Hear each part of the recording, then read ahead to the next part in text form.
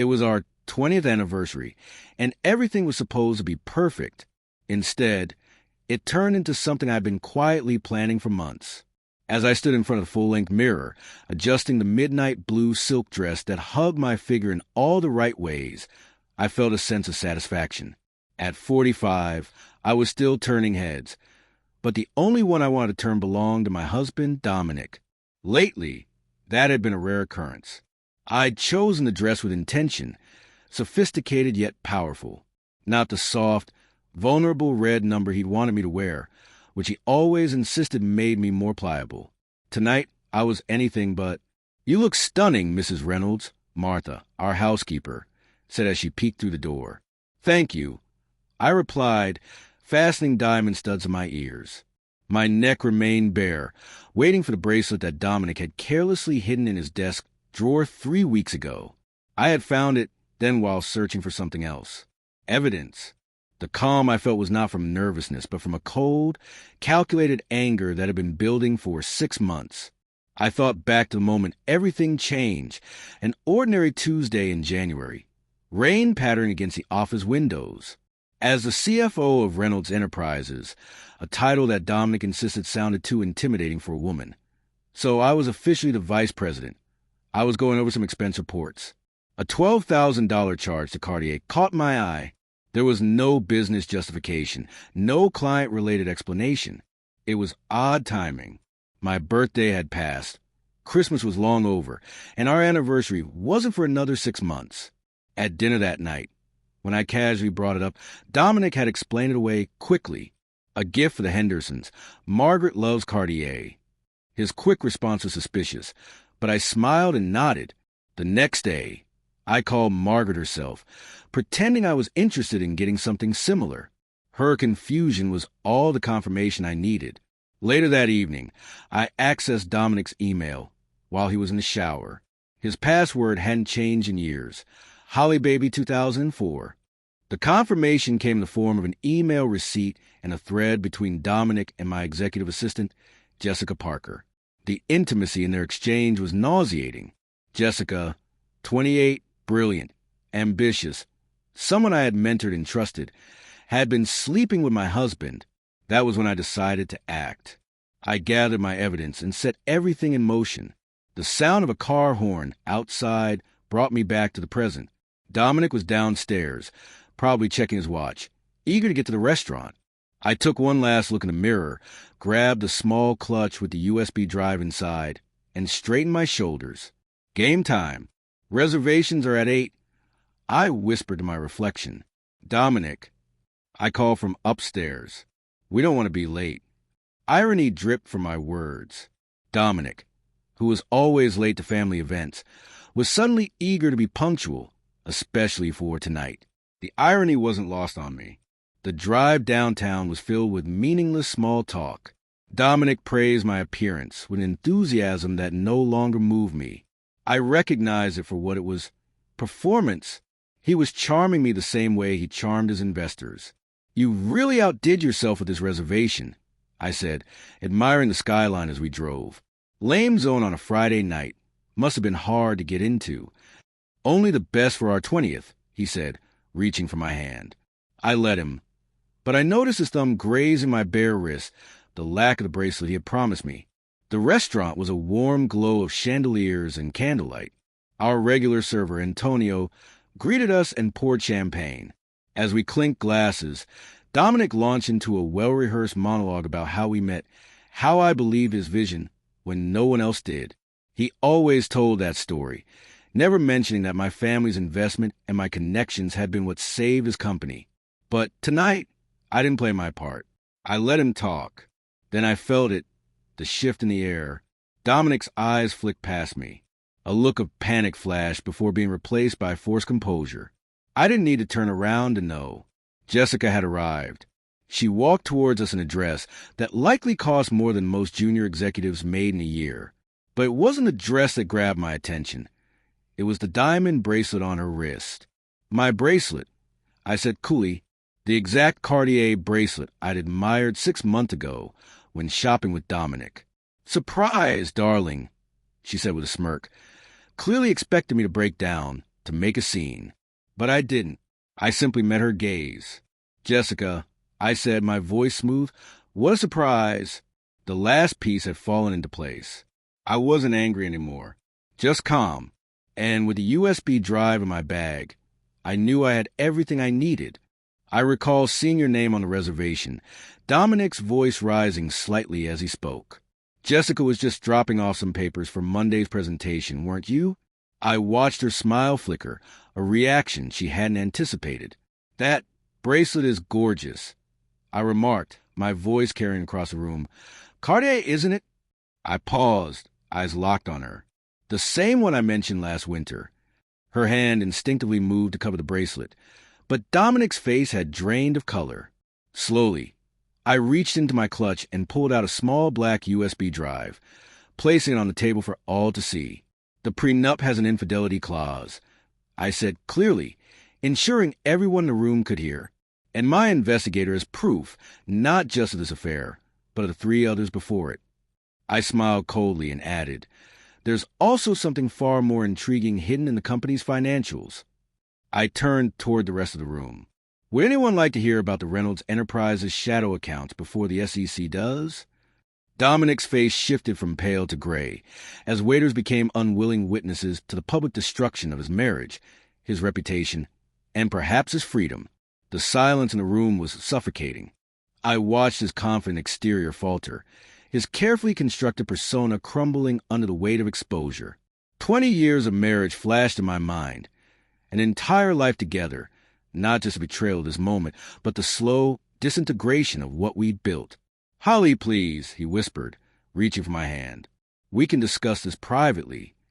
I pulled my hand away, my mind drifting back to Northwestern University, 1999. I was 22, a summa cum laude economics graduate with offers from 3 investment banks.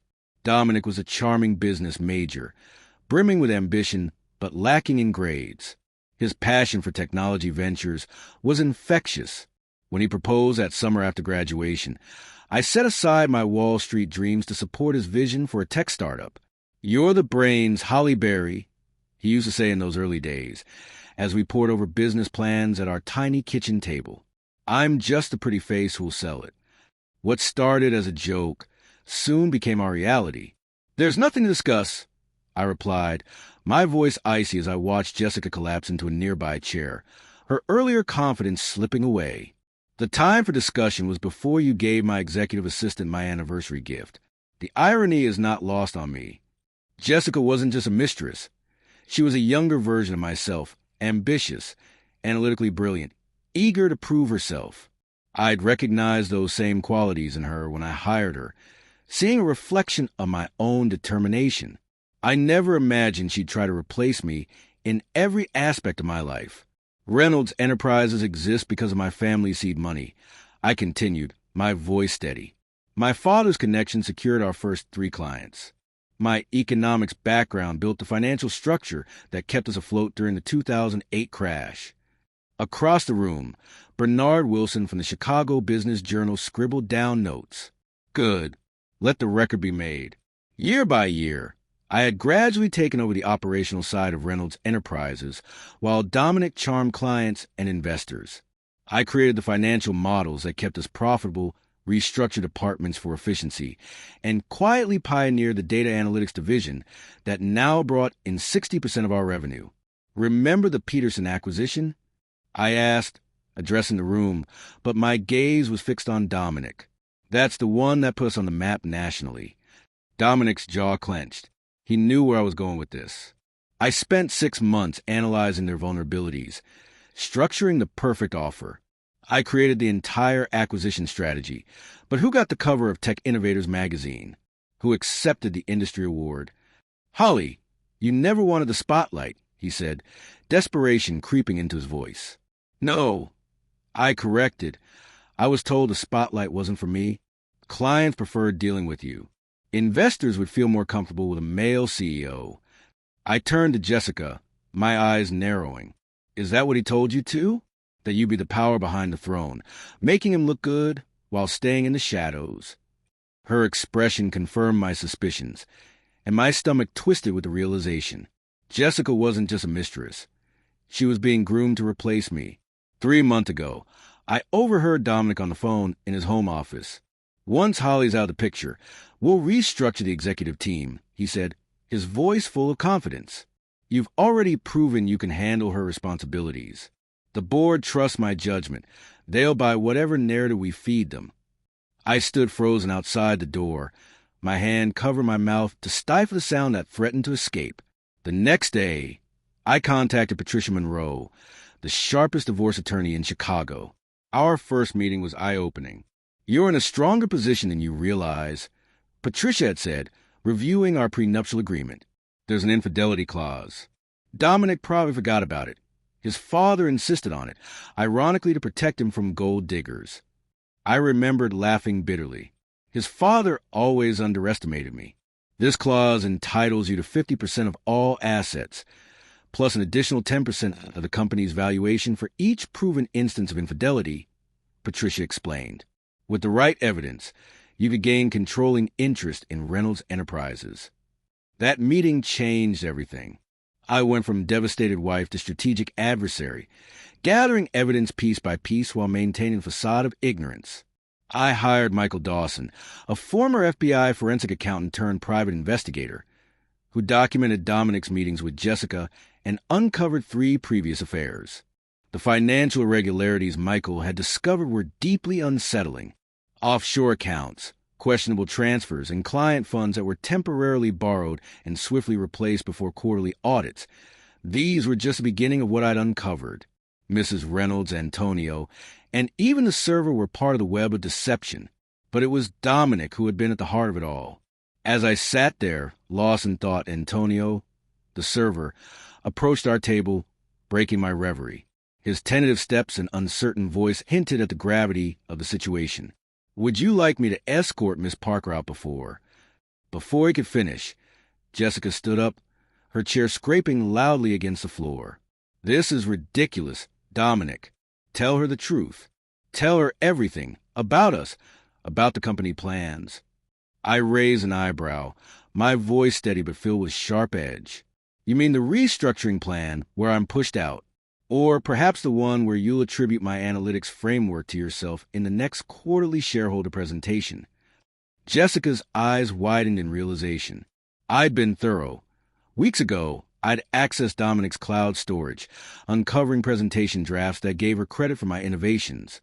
It was the ultimate betrayal, not personal but professional. 2 decades of blood, sweat, and tears poured into building something from the ground up, only to have it erased from history. Holly, Dominic's voice dropped, becoming almost pleading. Think about what you're doing. This company is our legacy. I straightened up, meeting his gaze without flinching. No, Dominic. Reynolds Enterprises was built on my ideas, my strategies, and my silent acceptance of staying in the background. But that ends tonight. I turned to Bernard Wilson, the journalist who'd been observing quietly from the corner. I have documentation. Systematic financial improprieties at Reynolds Enterprises, orchestrated by CEO Dominic Reynolds. I'm prepared to provide full disclosure to regulatory authorities. Dominic's face drained of color.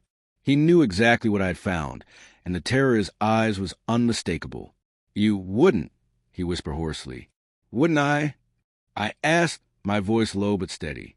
You built our empire on sand, Dominic. And tonight, the tide has come in. A wave of murmurs rippled through the restaurant. For a moment, no one moved. I stood firm, my shoulders back, the USB drive resting on the table between us like a grenade with its pin pulled. Dominic finally spoke, his voice now edged with a growing anger. You've made your point. Let's discuss this somewhere private. I shook my head slowly, refusing. Privacy has served your purposes for too long. Looking back, I could almost feel the bitter irony of the drive to the restaurant.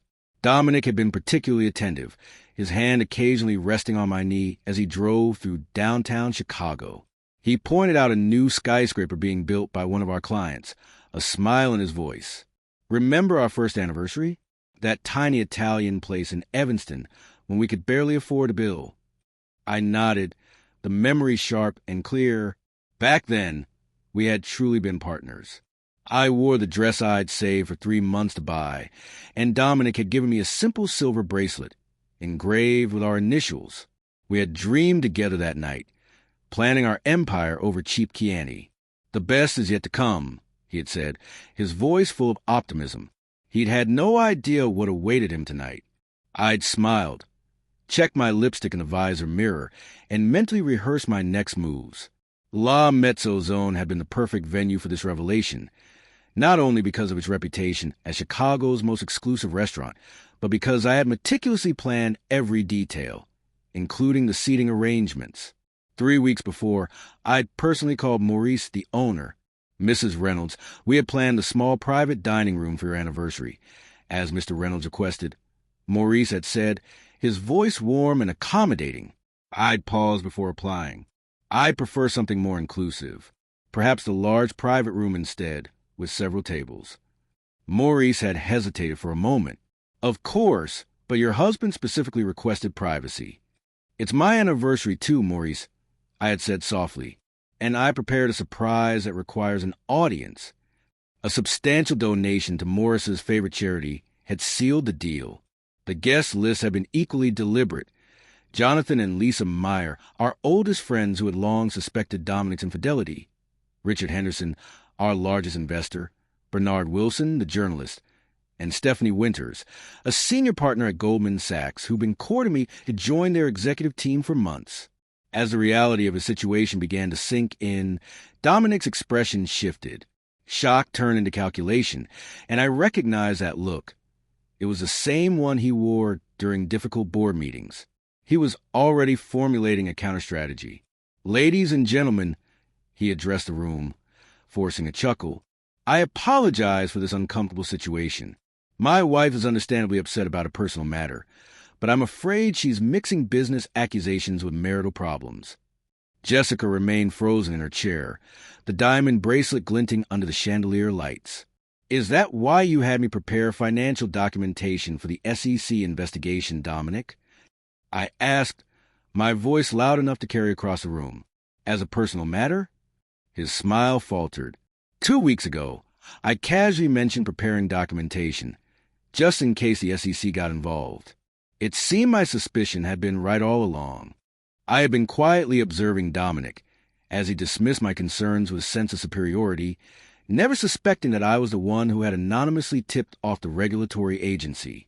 I had always played the part of the dutiful wife, the quiet one who stood by him, never questioning his decisions. But that night, all of that was about to change. Holly, you're making serious allegations without context, Dominic said, glancing nervously at Richard Henderson, whose investment firm controlled 20% of Reynolds Enterprises shares. It was as though he was hoping Richard would back him up, but I had already planned for this moment. Perhaps we should review the context together, I suggested coolly, picking up the small USB drive I had placed on the table earlier. I turned it slowly between my fingers, the weight of the moment settling in the pit of my stomach. As I looked around at the quiet gathering of people, investors, board members, and associates, their eyes were on me now, and I knew I had to be perfect. 3 years ago, I began, my voice steady. Dominic authorized the temporary borrowing of client development funds to cover personal real estate purchases. The money was returned before the quarterly audit, but the transaction records weren't completely erased. I paused to let the words sink in before adding, I have copies of the financial documents that prove it. Richard Henderson's expression darkened immediately. His usually calm demeanor cracked slightly, and he looked sharply at Dominic, the weight of the situation hitting him now. Is this true, Reynolds? He demanded, his tone sharp. Before Dominic could respond, Jessica found her voice, a shaky, defensive edge creeping in. Holly, please. This isn't about the company. This is about your jealousy. I couldn't help but laugh, the sound genuine but cutting. Jealousy? I repeated, my voice dripping with disbelief. Jessica, do you honestly think you're the first woman to sit at that table and accuse me of such nonsense? I turned to Dominic then, keeping my gaze fixed on him.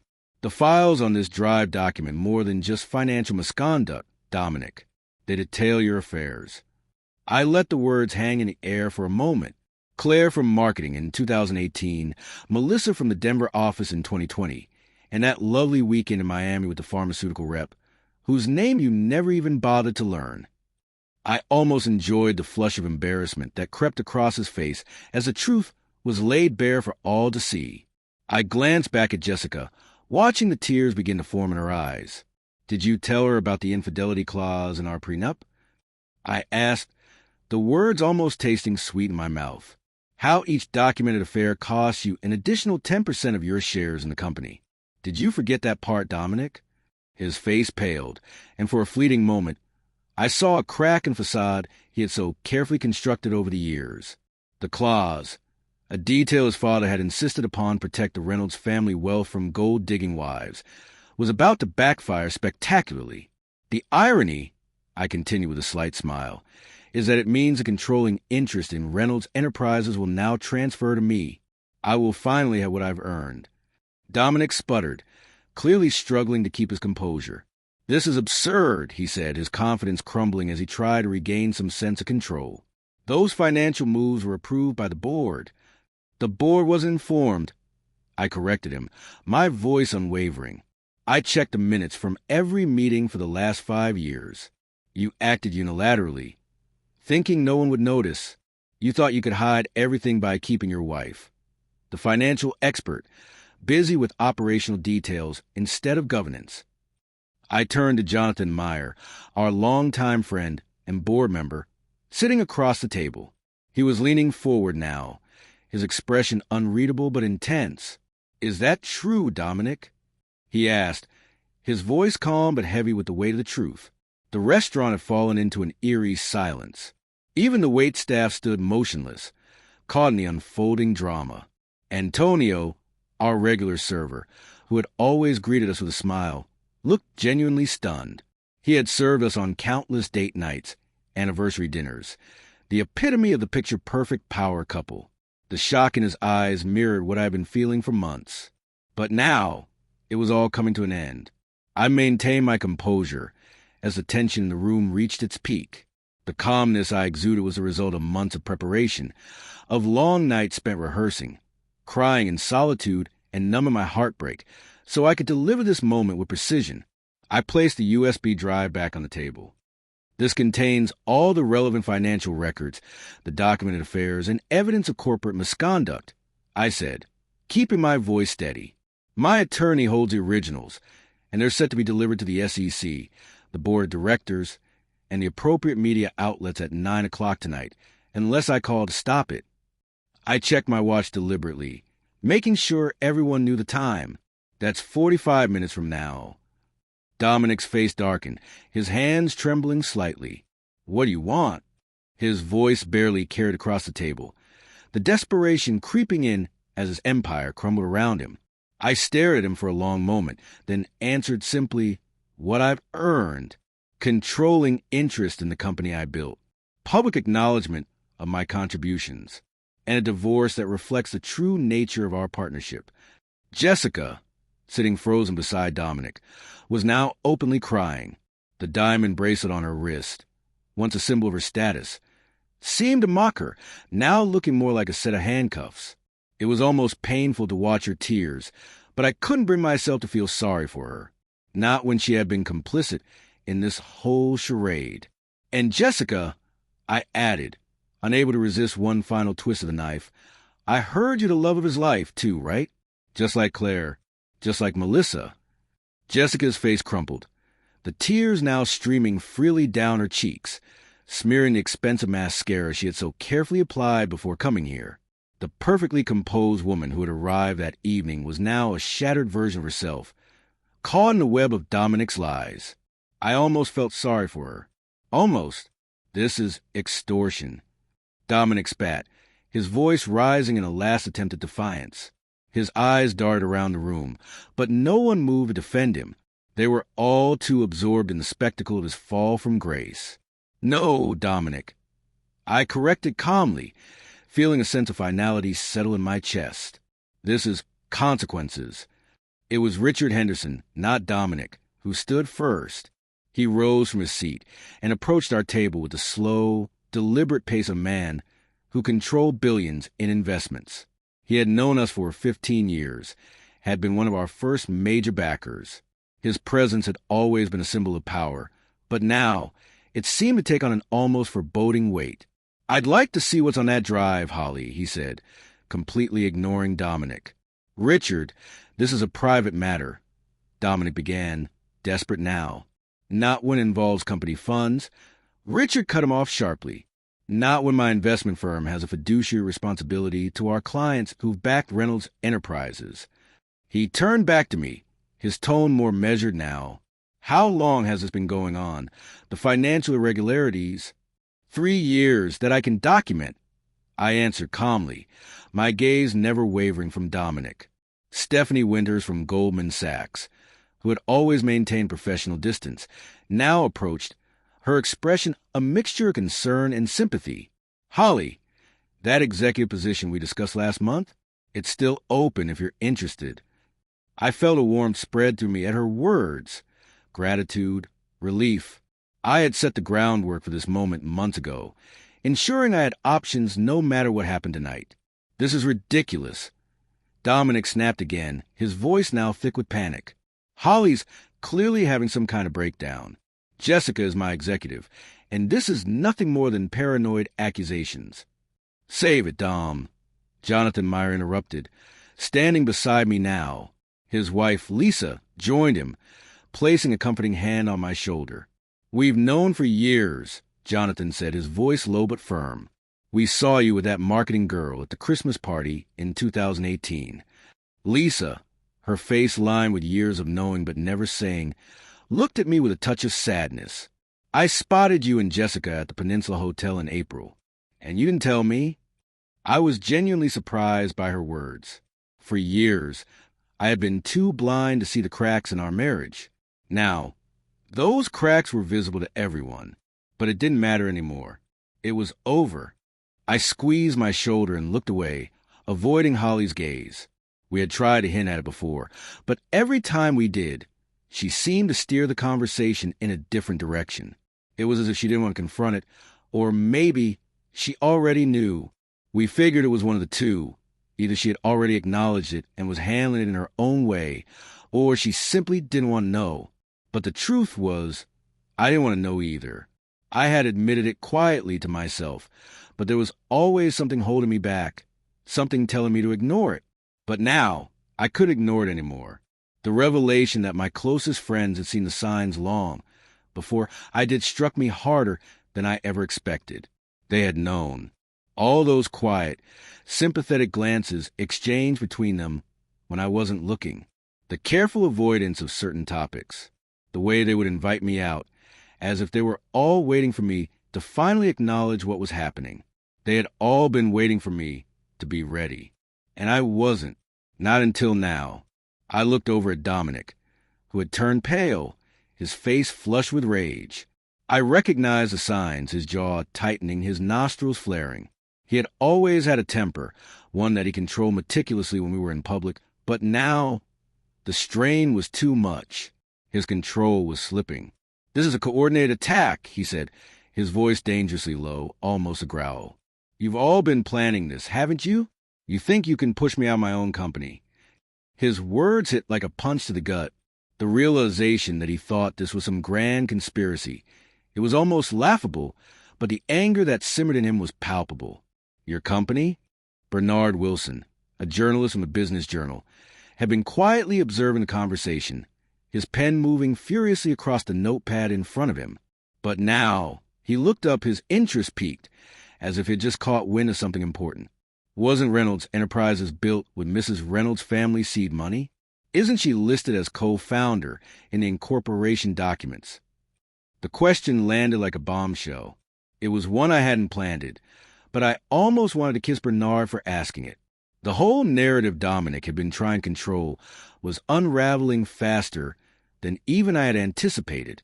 The way he had tried to paint me as a figurehead, a passive bystander in our own company.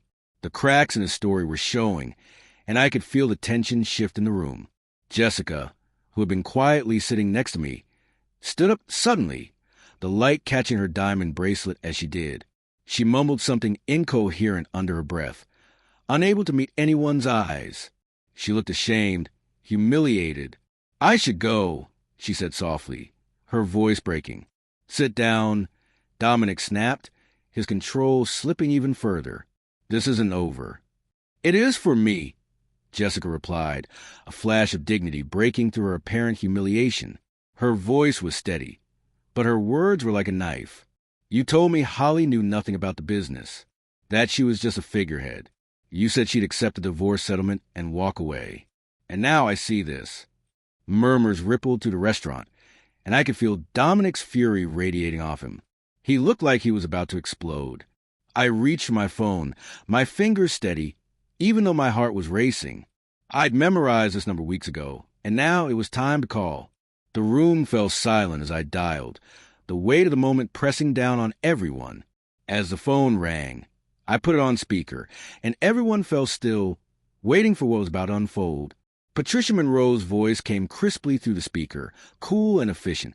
"Patricia Monroe's office. This is Holly Reynolds," I said, my voice clear and unhurried. "Please proceed with filing as discussed." "Yes, Mrs. Reynolds," Patricia replied. "The documents are prepared. We'll file electronically within the hour. The temporary restraining order regarding company assets should be in effect by morning."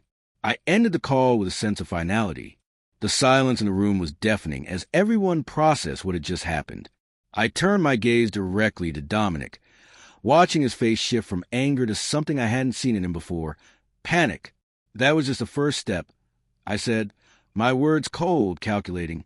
"The divorce papers, the infidelity clause, the corporate filing documents, my intellectual property claims on the analytics framework, the client management system, the acquisition strategy model I developed, all currently attributed to you in company materials." Dominic's expression twisted as his worst fear became a reality. "You can't prove those were your ideas," he said, his voice shaking with the slightest hint of uncertainty. "Actually, I thought, feeling a surge of power rush through me. The weight I had carried for years seemed to lift in that instant. I've kept every notebook, every initial draft, every email where you asked me to explain complex models to you so you could present them as your own. 20 years of documentation, Dominic." I turned to Richard Henderson, who had been watching the exchange closely. "The analytics framework that increased client retention by 43% last year? Mine. The acquisition model that allowed us to purchase TechVantage at half its market value? Mine. The financial restructuring that saved us during the 2008 crash? Also mine." Richard's eyebrows rose in surprise. "Is this true?" he asked, looking back at Dominic. Dominic's silence was damning, and it was all the confirmation we needed. Jonathan Meyer, one of the more influential members of the board, shook his head slowly. "The board needs to know about this." "We'll stop all of it," Richard said, his voice already moving into business mode. "I'll call an emergency meeting for tomorrow morning." I stood up, gathering my clutch and my USB drive, knowing this moment was mine. "I believe my 45 minutes are up," I said, addressing the room at large. "I've made my position clear. I'm not just fighting for my fair share of Reynolds Enterprises. I'm taking back what was mine all along." I looked at Dominic one last time, a sense of finality washing over me. I removed my wedding ring, the cold metal, a sharp reminder of the life I was leaving behind. I placed it next to the overturned water glass. "Happy anniversary," I said, my voice laced with bitter irony. And with that, I turned and walked out of the restaurant, my head held high, feeling the weight of every eye in the room on me. The cool night air wrapped around me as I stepped outside, and for the first time in what felt like years, I breathed deeply. I felt light, as if I had just set down a burden I hadn't realized I was carrying. Behind me, I heard Dominic's voice calling my name. His tone was desperate, pleading, but it was too late. The pieces were already in motion, and I was finally free. I didn't look back as I walked to the curb. My driver, Marcus, already waiting. The car door opened as instructed. "Is everything okay, Mrs. Reynolds?" he asked, his concern evident in his voice. "Better than okay," I responded, sliding into the back seat. "Take me to the Lamb. I booked a suite 2 days ago. I won't be returning to the penthouse tonight."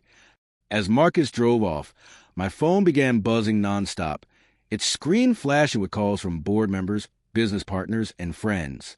News had spread quickly in our circles. I silenced the phone, needing a moment to process everything. By the time morning came, the Chicago business community was buzzing with the fallout. Bernard Wilson's article in the Business Journal had been both measured and damning, outlining serious allegations of financial misconduct and intellectual property theft at Reynolds Enterprises. When I checked my phone, there were over 50 unread messages. I responded to only 3 calls. Richard Henderson, Stephanie Winters, and Patricia Monroe. The board is calling an emergency meeting at noon, Richard informed me. Dominic's tried to paint this as some personal vendetta, but the financial documentation you provided is solid. Will you be there? I asked, staring out at the Chicago skyline from my hotel room. I wouldn't miss it, Richard replied. And Holly, for what it's worth, I've always thought you were the brains behind the operation. When I spoke to Patricia, she confirmed that a temporary restraining order was in effect, freezing the company's assets and preventing Dominic from making any major financial or operational decisions without board approval. The divorce papers had been filed, and the legal wheels were already in motion. I spent the morning returning calls to key clients and partners, people whose trust in business I had built over years. They had already received Dominic's version of events. His assistant had been scrambling to mitigate the damage since the early hours.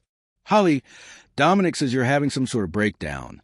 Charles Emerson, our oldest client, said cautiously. Charles, we've known each other for 15 years, I replied, keeping my tone calm. Have you ever known me to be unstable or irrational? No, he admitted after a pause. You've always been the steadiest person in the room. Then, perhaps you should consider why Dominic is saying that instead of addressing the evidence. By noon, I had secured the support of our 3 largest clients, who together accounted for 40% of our annual revenue.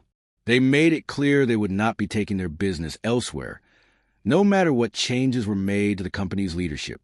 These were relationships I had carefully cultivated over the years, often stepping in to clean up after Dominic's overpromises. The board meeting, which I attended virtually, was swift and unyielding, faced with the evidence Patricia and I had gathered. Including proof of unauthorized financial transfers, the board voted to place Dominic on administrative leave while a full investigation took place. I was appointed as interim CEO. That evening, when I returned to the penthouse to collect a few personal things, Dominic was there. He looked disheveled, his usual pristine appearance now as tattered as his reputation. You've ruined everything, he said as I entered. His voice was bitter. 20 years of marriage, thrown away for what? Revenge. I dropped my bag, surveying the home that had once been our sanctuary, gleaming marble countertops, custom furnishings, and floor-to-ceiling windows with a perfect view. This place, this golden cage, no longer held the same meaning. This is a revenge, Dominic. I said calmly, this is justice. He shook his head. The board suspended me, he muttered, as if I would know my own company. Our company. I corrected. And yes, I know, I was at the meeting. He stared at me, almost as though he was seeing me for the first time in years. How long have you been planning this? He asked, his voice raw. Since the day I overheard you telling Jessica I'd be out of the picture soon, I answered. But the groundwork was laid by you years ago, when you decided I was expendable, when you started taking credit for my work, when affairs started. Dominic collapsed onto the sofa, his hands over his face. I never thought you'd fight back like this, he said, his voice full of disbelief. You were always so accommodating. That was my mistake, I admitted, as I moved around the room, gathering photographs and personal items. I allowed myself to become a prisoner in this golden cage we built. I convinced myself the luxury would compensate for the loneliness, that professional success could replace personal fulfillment. I paused for a moment, gazing at a photo from our early days, both of us smiling and full of hope. You know what the saddest part is? I said quietly, I loved you. I truly loved you. Even after I suspected the affairs, I tried to rationalize them away. It wasn't until I realized you planned to push me out of the company that I finally saw things clearly. I never meant to hurt you, he said, but the words sounded hollow, even to him. Yes, you did, I responded gently. Maybe not at first, but eventually, hurting me became incidental to getting what you wanted, and that, in some ways, is worse. As I continued to gather my belongings, I felt his eyes follow me.